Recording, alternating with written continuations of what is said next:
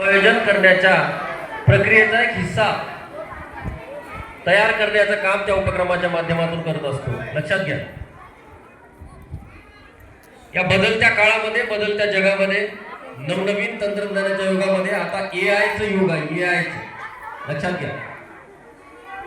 आणि अशा या बदलत्या काळामध्ये विज्ञानानं किती मोठी गवसणी घातलेली आहे आपल्या सर्वांना माहीत असताना आपण विज्ञानावर आधारित असणाऱ्या गोष्टी, अशी विज्ञान प्रदर्शनं त्या शाळेच्या माध्यमातून उभे करून, राबवून त्यामधून येणाऱ्या भविष्याचे वैज्ञानिक तयार करत आहोत। आणि आपल्या प्रत्येकामध्ये जी जिज्ञासा असते, जी तर्कशक्ती असते,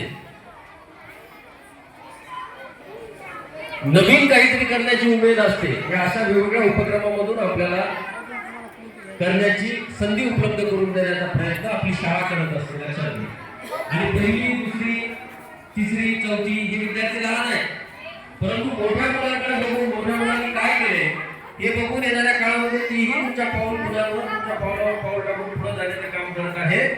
आणि आपण सर्वांनी अशा वेगवेगळ्या उपक्रमामधून स्वतःला सिद्ध करण्यासाठी सहभागी होणं फार गरजेचं आहे।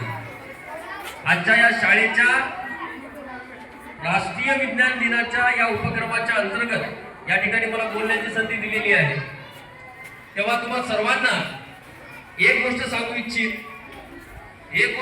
इच्छितो की आपण अशा देशामध्ये राहतो जिथं महाभारतासारखं महाकाव्य लिहिलं गेलेलं आहे, ज्या ठिकाणी आपल्या देशाच्या विविध शास्त्रज्ञांनी